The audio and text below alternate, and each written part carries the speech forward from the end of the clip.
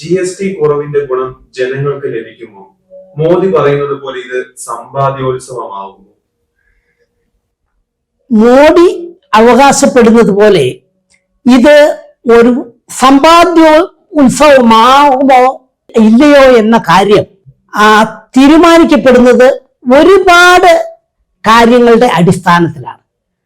ഉദാഹരണമായി ഇപ്പോൾ 18% നിന്ന് 12-ലേക്കും 5-ലേക്കും ഒരുപാട് ഉൽപ്പന്നങ്ങളുടെ നികുതി നിരക്ക് കുറഞ്ഞിരിക്കുകയാണ്. ഈ ഉൽപ്പന്നങ്ങൾ യഥാർത്ഥത്തിൽ മത്സരാധിഷ്ഠിതമായ ഒരു സമ്പദ് വ്യവസ്ഥയിലാണ് ഉൽപ്പാദിക്കപ്പെടുന്നതെങ്കിൽ, അതായത് ഒരുപാട് ഉൽപ്പന്നങ്ങൾ അതിന്റെ ഉൽപാദകർ വിലയുടെയും ഗുണനിലവാരത്തിന്റെയും അടിസ്ഥാനത്തിൽ അന്യോന്യം മത്സരിക്കുന്ന ഒരു സാഹചര്യമാണ് നിലവിലുള്ളതെങ്കിൽ തീർച്ചയായിട്ടും ഇതിന്റെ പ്രയോജനം സാധാരണ ഉപഭോക്താക്കളിലേക്ക് കൈമാറപ്പെടുക തന്നെ ചെയ്യും. പക്ഷെ ഇതായിരിക്കില്ല മറ്റു ചില ഉൽപ്പന്നങ്ങളുടെ കാര്യത്തിൽ. ഉദാഹരണമായിട്ട് നമ്മുടെ സൗന്ദര്യവുമായി ബന്ധപ്പെട്ട അതിന്റെ വർധനവിന് വേണ്ടിയും അതിന്റെ പ്രോത്സാഹനത്തിന് വേണ്ടി ഉപയോഗിക്കുന്ന ഉൽപ്പന്നങ്ങൾ, അതുപോലെ തന്നെ സുഖദായക ഉൽപ്പന്നങ്ങൾ, കംഫർട്ട്സ്, ഇവയൊക്കെ നമ്മുടെ ഇന്ത്യയിലെ വിപണിയിൽ 2-3 ഉൽപാദകർ മാത്രമാണ് ഉൽപ്പാദിപ്പിക്കുന്നത്. ഉദാഹരണമായിട്ട് Hindustan Lever, Procter and Gamble എന്നിങ്ങനെയുള്ള വളരെ 2-3 ഉൽപാദകരുടെ ഏകദേശം കുത്തകയാണ് നിലവിലുള്ളത്. അങ്ങനെയുള്ള സാഹചര്യത്തിൽ ഈ ഉൽപാദകർ വില പൂർണ്ണമായും കുറച്ച് അതിന്റെ പ്രയോജനം ഉപഭോക്താക്കളിലേക്ക് കൈമാറും എന്ന് പ്രതീക്ഷിക്കുക വയ്യ. കാരണം അവരെ സംബന്ധിച്ച് ലാഭം കൊയ്യാനുള്ള ഒരു മാർഗമായി അവർ ഉപയോഗിക്കാൻ സാധ്യതയുണ്ട്. പക്ഷേ ഇത് ഏറെയും കുറഞ്ഞും കുറെയെങ്കിലുമൊക്കെ ഉപഭോക്താക്കളിലേക്ക് കൈമാറുകപ്പെടുക തന്നെ ചെയ്യും. അതുകൊണ്ട് പ്രധാനമന്ത്രി മോദി അവകാശപ്പെടുന്നത് പോലെ GST ഒരു സമ്പാദ്യോത്സവം ആയിക്കൊള്ളണമെന്നില്ല. കാരണം ഒരുപാട് സമ്പാദ്യമൊന്നും നമ്മുടെ ഉപഭോക്താക്കൾക്ക് ലഭിക്കണമെന്നില്ല. പക്ഷെ മറ്റൊരു കാര്യമുണ്ട്. നമ്മുടെ പാവപ്പെട്ടവരായ ആൾക്കാർക്ക് ഇക്കാലം അത്രയും താങ്ങാനാവാതിരുന്ന, വാങ്ങാൻ കഴിയാതിരുന്ന ചില ഉൽപ്പന്നങ്ങളെങ്കിലും അവരുടെ വില കുറയുന്നതോടുകൂടി അവരുടെ ഇന്നത്തെ വരുമാനം കൊണ്ട് വാങ്ങാൻ സാധിച്ചേക്കും. അപ്പോൾ അവരുടെ സമ്പാദ്യം വർദ്ധിച്ചില്ലെങ്കിൽ തന്നെയും അവരുടെ ഉപഭോഗം വർദ്ധിക്കും. അതുകൊണ്ട് ഇതൊരു ഉപഭോഗോത്സവമായി മാറി ഇന്ത്യൻ സമ്പദ് വ്യവസ്ഥയെ ശക്തിപ്പെടുത്തും എന്നാണ് എനിക്ക് തോന്നുന്നത്. ഇവിടെയും പക്ഷേ കേരളത്തിന് പരിമിതികളുണ്ട്. നമുക്കറിയാം, കേരളത്തെ സംബന്ധിച്ചിടത്തോളം ഒരു ഉപഭോഗ സംസ്ഥാനമാണ്. ഏറെക്കുറെ എല്ലാ ഉൽപ്പന്നങ്ങളും മറ്റു സംസ്ഥാനങ്ങളിൽ നിന്ന് വരുന്നതാണ്. ഇപ്പോൾ നികുതി നിരക്ക് കുറഞ്ഞിട്ടുള്ള ഉൽപ്പന്നങ്ങൾ എടുക്കുകയാണെങ്കിൽ അവ നല്ലൊരു ശതമാനം നമ്മുടെ മധ്യവർഗത്തിന്റെയും സമ്പന്നരുടെയും ഉപഭോഗ വസ്തുക്കളാണ്.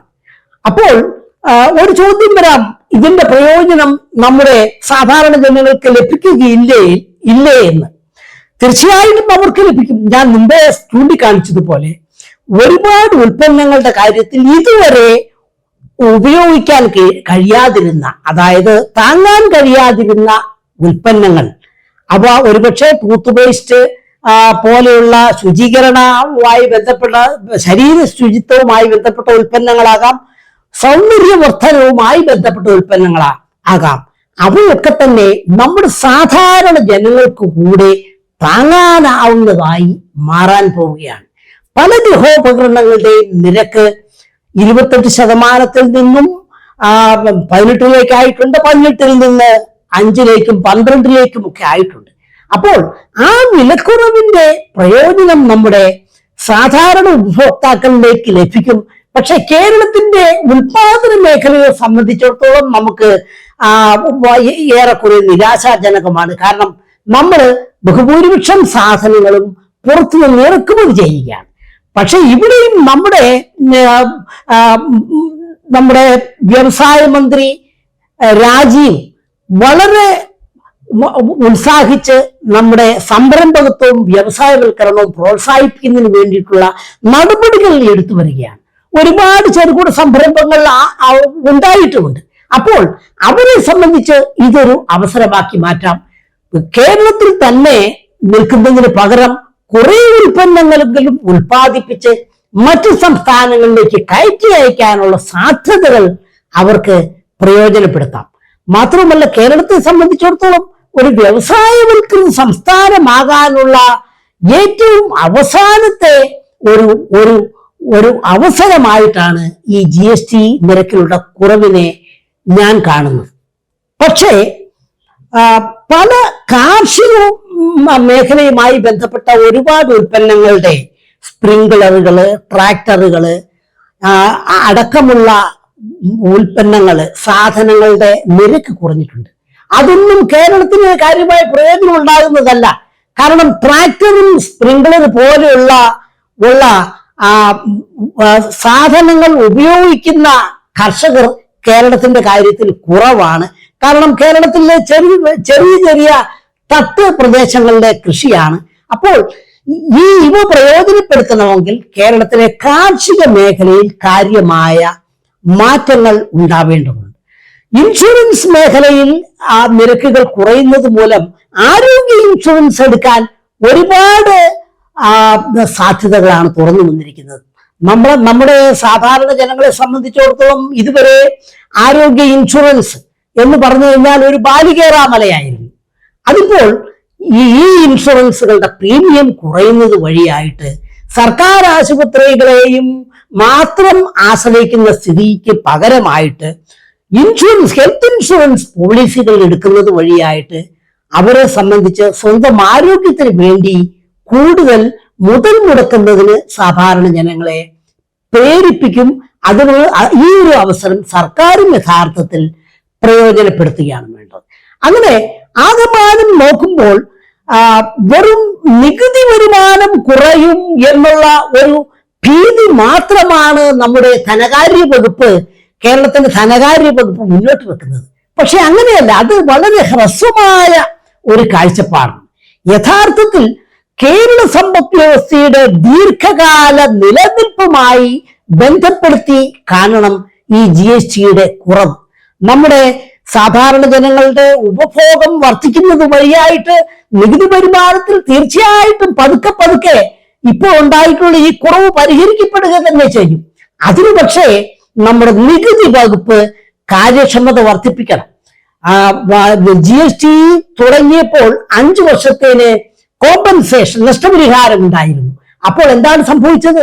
ഈ നഷ്ടപരിഹാരത്തിന്റെ തണലിൽ നമ്മുടെ നികുതി വകുപ്പ് ഏറെക്കുറെ ഉറങ്ങുകയായിരുന്നു. അതുമൂലം അവരുടെ കാര്യക്ഷമതയിൽ കാര്യമായ കുറവ് വന്നു. നഷ്ടപരിഹാരം നിന്നതോടുകൂടി അവരൊക്കെ വലിയ പരിഭ്രാന്തിയിലായി. യഥാർത്ഥത്തിൽ എന്താണ് വേണ്ടിയിരുന്നത്? ആ നഷ്ടപരിഹാരം കിട്ടുന്ന ആ കാലഘട്ടത്തിൽ നികുതി വകുപ്പിനെ സാങ്കേതികമായി ശക്തിപ്പെടുത്തേണ്ടിയിരുന്നു. പഴയ നികുതി സമ്പ്രദായമല്ല GST എന്ന് പറഞ്ഞാൽ വിവര സാങ്കേതിക വിദ്യയെ അടിസ്ഥാനപ്പെടുത്തിയിട്ടുള്ള ഒരു നികുതി ചുമത്തൽ സമ്പ്രദായമാണ്. അവിടെ വേണ്ടത് നിർമ്മിത ബുദ്ധിയും വലിയ ഡേറ്റ, ബിഗ് ഡേറ്റ അനാലിസിസ് പോലെയുള്ള ആധുനിക ടെക്നോളജിയുമാണ്. പക്ഷേ അവിടങ്ങളിലൊക്കെ നമ്മുടെ നികുതി വകുപ്പിലെ ഉദ്യോഗസ്ഥന്മാർ ഏറെക്കുറെ ഒറ്റപ്പൂജ്യമാണ്. അവിടെ വേണ്ടതെന്താണ്? നികുതി വകുപ്പിന്റെ ഓരോ തലങ്ങളിലും നിർമ്മിത ബുദ്ധിയിലും ബിഗ് ഡേറ്റ അനാലിസിസിലും കഴിവുള്ള ചെറുപ്പക്കാരെ, ഊർജ്ജസ്വലരായ ചെറുപ്പക്കാരെ നികുതി വകുപ്പിൽ കൊണ്ടുവന്ന് നികുതി വെട്ടിപ്പ് കർശനമായി തടയണം. ഇപ്പോൾ നമുക്കറിയാം, കേരളം ഇന്ത്യയിലെ തന്നെ ഏറ്റവും കൂടുതൽ സ്വർണം ഉപഭോഗം ചെയ്യപ്പെടുന്ന ഒരു സംസ്ഥാനമാണ്. പക്ഷേ ഈ സ്വർണത്തിന്റെ വളരെ ചെറിയ ഒരു ശതമാനം മാത്രമേ നികുതി വലയത്തിൽ വരുന്നുള്ളൂ. ഇത് തന്നെയാണ് ഏറെക്കുറെ എല്ലാ ഉൽപ്പന്നങ്ങളുടെയും കാര്യത്തിൽ സംഭവിക്കുന്നത്. ഇന്ത്യയിൽ ഏറ്റവും കൂടുതൽ ഉപഭോഗമുള്ള സംസ്ഥാനമാണ് കേരളം. ഏറ്റവും പുതിയ ദേശീയ സാമ്പിൾ സർവേയുടെ ഉപഭോഗത്തെ സംബന്ധിച്ച സർവേ കാണിക്കുന്നത് പ്രതിശീർഷ ഉപഭോഗത്തിൽ കേരളം 1-ാം സ്ഥാനത്താണെന്നാണ്. അപ്പോൾ അങ്ങനെയാണെന്നുണ്ടെങ്കിൽ പ്രതിശീർഷ നികുതി പിരിവിലും കുറെയെങ്കിലും ഒക്കെ മുന്നോട്ട് പോകണമായിരുന്നു. പക്ഷെ അതല്ല സംഭവിച്ചിരിക്കുന്നത്. ആ പ്രതിശീർഷ GST വരുമാനത്തിന്റെ കാര്യത്തിൽ കേരളം എത്രയോ പിന്നിലാണ് മറ്റു സംസ്ഥാനങ്ങളെ അപേക്ഷിച്ച്. തീർച്ചയായിട്ടും അത് കേരളം ഉത്പാദന സംസ്ഥാനമല്ല എന്നുള്ള ഒരു വലിയ പരിമിതി തന്നെയാണ്. പക്ഷെ ഈ പരിമിതിയെ മറികടക്കേണ്ടത് നമ്മൾ പുതിയ വരുമാന സ്രോതസ്സുകൾ കണ്ടെത്തി, അതുപോലെ തന്നെ GSTയുടെ കാര്യത്തിൽ ഊർജിതമായി നികുതി വെട്ടിപ്പ് പൂർണ്ണമായും തടഞ്ഞ് കൂടുതൽ വരുമാനം ഉണ്ടാക്കിക്കൊണ്ടാണ്. എവിടുന്നാണ് പുതിയ വരുമാനം ഉണ്ടാക്കുന്നത് എന്നുള്ള ഒരു ചോദ്യം വരാം. ഇവിടെ പ്രധാനമായും 3 സ്രോതസ്സുകൾ ഞാൻ കണ്ടെത്തിയിട്ടുണ്ട്. അത് ഏറ്റവും പ്രധാനം നമ്മുടെ പ്രോപ്പർട്ടി ടാക്സ് ആണ്. അതായത് നമ്മുടെ പഞ്ചായത്തുകളും മുനിസിപ്പാലിറ്റികൾക്കും ഇന്ന് സംസ്ഥാന സർക്കാർ വരുമാനം ഉണ്ടാക്കുന്നതിന് വേണ്ടി മാറ്റിവെച്ചിട്ടുള്ളതാണ് പ്രോപ്പർട്ടി ടാക്സ്, വസ്തുനികുതി. പക്ഷേ നമുക്കറിയാം, ഈ വസ്തുനികുതി കാര്യക്ഷമമായി പിരിച്ചെടുക്കുന്ന കാര്യത്തിൽ നമ്മുടെ തദ്ദേശ സ്വയംഭരണ സ്ഥാപനങ്ങൾക്ക് വളരെയധികം പരിമിതികളുണ്ട്. സാങ്കേതികമായ പരിമിതികളുണ്ട്, മറ്റു തരത്തിലുള്ള പരിമിതികളുണ്ട്. അപ്പോൾ പ്രോപ്പർട്ടി ടാക്സ് വസ്തുനികുതി പിരിക്കുന്ന കാര്യത്തിൽ അങ്ങേയറ്റം കാര്യക്ഷമതയില്ലാതെയാണ് നമ്മുടെ തദ്ദേശ സ്വയംഭരണ സ്ഥാപനങ്ങൾ പ്രവർത്തിക്കുന്നത്. ഇതിനു പകരം ഈ വസ്തുനികുതി നിലവിൽ അവർക്ക് കിട്ടിക്കൊണ്ടിരിക്കുന്ന നികുതി അവർക്ക് കൊടുക്കാം എന്നുള്ള ഒരു കരാറിൽ വസ്തുനികുതി സംസ്ഥാന സർക്കാരിന് ഏറ്റെടുത്ത് കേരളം ഒട്ടാകെ GPS പോലുള്ള സാങ്കേതിക വിദ്യകൾ ഉപയോഗിച്ച് കാര്യക്ഷമമായി വസ്തുനികുതി പിരിച്ചെടുക്കുകയാണെന്നുണ്ടെങ്കിൽ ഇന്നുള്ളതിനേക്കാൾ പകുതി കൂടി വരുമാനം കൂടുതലായിട്ട് ലഭിക്കും എന്നാണ് എൻ്റെ ഒരു കണക്ക്. അപ്പോൾ നമ്മുടെ പഞ്ചായത്തുകൾക്കും മുനിസിപ്പാലിറ്റികൾക്കും അവർ അർഹിക്കുന്നത് കൊടുത്തു കഴിഞ്ഞാലും സംസ്ഥാന സർക്കാരിന്റെ വരുമാനം വർദ്ധിപ്പിക്കാനുള്ള ഒരു വലിയ മാർഗമാണ് വസ്തുനികുതി. അപ്പോൾ വസ്തുനികുതിയിൽ നമ്മുടെ പാവപ്പെട്ടവരെയും പുറപ്പൊക്കിൽ കിടക്കുന്നവരെയും ഒക്കെ പൂർണ്ണമായും ഒഴിവാക്കാം. അതിന് യാതൊരുവിധ ബുദ്ധിമുട്ടുമില്ല. ഉദാഹരണമായിട്ട് 600, 750 അല്ലെങ്കിൽ 1000 സ്ക്വയർ ഫീറ്റ് വരെയുള്ള വീടുകൾ വസ്തുനികുതി വർധനവിൽ നിന്ന് ഒഴിവാക്കിക്കൊണ്ട് നമ്മുടെ ആഡംബര ഭവനങ്ങളുടെയും ഫ്ളാറ്റുകളുടെയും മേൽ ഉയർന്ന തരത്തിൽ വസ്തുനികുതി ചുമത്തിക്കൊണ്ട് കേരളത്തെ സംബന്ധിച്ച് ഈ GSTയിൽ ഉണ്ടാകുന്ന റവന്യൂവിൽ ഉണ്ടാകുന്ന കുറവ് വളരെ എളുപ്പത്തിൽ പരിഹരിക്കാൻ കഴിയും. സത്യത്തിൽ നമ്മുടെ വിദേശ രാജ്യങ്ങളിലൊക്കെ പോയി നോക്കുകയാണെങ്കിൽ അവിടങ്ങളിലെ തദ്ദേശ സ്വയംഭരണ സ്ഥാപനങ്ങളുടെ ഏറ്റവും പ്രധാനമായ വരുമാന സ്രോതസ് വസ്തുനികുതിയാണ്. കേരളത്തെ സംബന്ധിച്ചിടത്തോളം ഇവിടെ ആഡംബര ഭവനങ്ങൾ ആർക്കാണുള്ളത്? ഉയർന്ന ജോലിയുള്ള സർക്കാർ ഉദ്യോഗസ്ഥർക്കും സ്വകാര്യ എയ്ഡഡ് കോളേജുകളിലെ അധ്യാപകർക്കുമൊക്കെയാണ്. അവർക്കൊക്കെയാണ് യഥാർത്ഥത്തിൽ സർക്കാരിന്റെ ശമ്പളത്തിന്റെയും പെൻഷന്റെയും വലിയ നേട്ടമുണ്ടാകുന്നത്. അപ്പോൾ അവരിൽ നിന്ന് കൂടുതൽ ഡയറക്റ്റ് ടാക്സസ്, പ്രത്യക്ഷ നികുതികൾ വസൂലാക്കുന്നതിനുള്ള ഏറ്റവും നല്ല അവസരമാണ് യഥാർത്ഥത്തിൽ വസ്തുനികുതി തദ്ദേശ സ്വയംഭരണ സ്ഥാപനങ്ങളിൽ നിന്ന് ഏറ്റെടുത്ത് സംസ്ഥാന സർക്കാർ നേരിട്ട് പിരിക്കുന്നത്. അതുപോലെ തന്നെ മറ്റൊരു സ്രോതസ്സാണ് നമ്മുടെ ഇലക്ട്രിസിറ്റി ഡ്യൂട്ടി. ഏറ്റവും താഴ്ന്ന ഇലക്ട്രിസിറ്റി ഉപഭോഗമുള്ള ഉപഭോക്താക്കളെ ഒഴിവാക്കി മറ്റുള്ള ഉപഭോക്താക്കൾക്ക്, ഉദാഹരണമായിട്ട് എല്ലാ മുറികളിലും AC-യും അതുപോലുള്ള സൗകര്യങ്ങളുമുള്ള ആഡംബര ഭവനങ്ങളിലെ വൈദ്യുതി ഉപഭോഗത്തിന്മേൽ വൈദ്യുതി കരം ചുമത്താവുന്നതാണ്. കേരളത്തിൽ അതിനുള്ള വളരെയധികം സാധ്യതകളുണ്ട്. വൈദ്യുതി കരം കൂട്ടുന്നത് വഴിയായിട്ട് 2 പ്രയോജനം ഉണ്ട്. വൈദ്യുതിയുടെ അശാസ്ത്രീയമായ ഉപഭോഗം കുറയ്ക്കുന്നതിനും ഉള്ള ഒരു കാരണമായി ഇത് മാറും. ഉയർന്ന നിരക്കിൽ വൈദ്യുതി ഉപയോഗിക്കുന്നവർക്ക് ഉയർന്ന പണം കൊടുക്കേണ്ടി വരുന്ന ഒരു വ്യവസ്ഥയിലേക്ക് മാറുകയാണ് യഥാർത്ഥത്തിൽ വേണ്ടത്.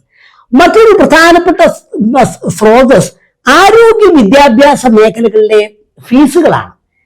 കേരളത്തിൽ ഏകദേശം 60,000 കോടി രൂപയാണ് ആരോഗ്യ വിദ്യാഭ്യാസ മേഖലകളിലെ സർക്കാരിന്റെ റവന്യൂ ചെലവ്. പക്ഷേ നമ്മുടെ വരുമാനം, ആരോഗ്യ വിദ്യാഭ്യാസ മേഖലകളിലെ വരുമാനം എന്ന് പറഞ്ഞു കഴിഞ്ഞാൽ 2022-23 വെറും 695 കോടി രൂപ മാത്രമായിരുന്നു. എന്ന് പറഞ്ഞാൽ റവന്യൂ ചെലവിന്റെ 1.35% മാത്രമാണ് റവന്യൂ വരുമാനം. ഈ സബ്സിഡി, അതായത് ഈ രീതിയിൽ കുറഞ്ഞ ഫീസിൽ കോളേജുകളിലും മെഡിക്കൽ കോളേജിലും എഞ്ചിനീയറിംഗ് കോളേജിലും പഠിക്കുന്നവരും സർക്കാർ ആശുപത്രികളിലും മെഡിക്കൽ കോളേജിലും ചികിത്സ തേടുന്നവരുമൊക്കെ, അവിടെ പല ഓപ്പറേഷനുകൾക്കൊക്കെ വളരെ കുറഞ്ഞ ചാർജാണ്. സ്വകാര്യ മേഖലയിൽ 75-ഉം 100-ഉം രൂപ ഏറ്റവും ചുരുങ്ങിയത് വരുന്ന എക്സ്റേക്ക് സർക്കാർ സംവിധാനങ്ങളിൽ വെറും 15 രൂപയുള്ളൂ. അപ്പോൾ ഇവയൊക്കെ തന്നെ ഏറ്റവും അർഹരായവർക്ക് വേണ്ടി പരിമിതപ്പെടുത്തുകയും മറ്റുള്ളവരിൽ നിന്ന് ആ സേവനം കൊടുക്കുന്നതിനുള്ള ചെലവ് ഈടാക്കുകയും ചെയ്യുകയാണ് ഇവിടെ വേണ്ടത്. ഇവിടെ വളരെ രസകരമായ ഒരു കാര്യം, 1972-73 5.55% റവന്യൂ ചെലവും ആരോഗ്യ വിദ്യാഭ്യാസ മേഖലകളുടെ റവന്യൂ വരുമാനവും തമ്മിലുള്ള റേഷ്യോ. അതാണ് ഇന്നിപ്പോൾ 1.35 കുറഞ്ഞിരിക്കുന്നത്. ഇതേ വർഷം തന്നെ തമിഴ്നാട്ടിൽ എടുക്കുകയാണെന്നുണ്ടെങ്കിൽ അത് 6.84, ഹരിയാനയിൽ 6%. അപ്പോൾ കേരളത്തെക്കാൾ വളരെ മോശം സ്ഥിതിയുള്ള സംസ്ഥാനങ്ങൾ പോലും ആരോഗ്യ വിദ്യാഭ്യാസ മേഖലകളിൽ നിന്ന് ഫീസുകൾ യുക്തിസഹമായി ചുമത്തി വരുമാനം ഉണ്ടാക്കുന്നുണ്ട്. എന്റെ ഒരു കണക്ക് പ്രകാരം ഇന്നത്തെ നിരക്ക് ഒരു 5%-ലേക്കെങ്കിലും വർദ്ധിപ്പിക്കാൻ ഒത്തുകഴിഞ്ഞാൽ കേരളത്തെ സംബന്ധിച്ച് ഒരു ബുദ്ധിമുട്ടുമില്ലാതെ ഏകദേശം 2000 കോടി രൂപ കൂടുതലായിട്ട് സമാഹരിക്കാൻ ഒക്കും. അപ്പോൾ ഈ GST ഒരു വലിയ ഭീഷണിയാണ് എന്നുള്ള കാഴ്ചപ്പാട് മാറ്റി നിർത്തി ഇത് കേരള സമ്പദ് വ്യവസ്ഥയെ സംബന്ധിച്ചിടത്തോളം ഒരു അവസരമായി കാണുകയാണ് സർക്കാർ വേണ്ടത്. കൂടുതൽ നികുതി വരുമാനം ഉണ്ടാക്കാനുള്ള മറ്റു സ്രോതസ്സുകൾ, അതിനുള്ള സാധ്യതകൾ പരിശോധിക്കാനുള്ള ഒരു മാർഗമാണ്. അതുപോലെ തന്നെ നമ്മളെ സംബന്ധിച്ച് വ്യാവസായികമായി മുന്നോട്ട് പോകുന്നതിനുള്ള ഒരു അവസരമാണ്.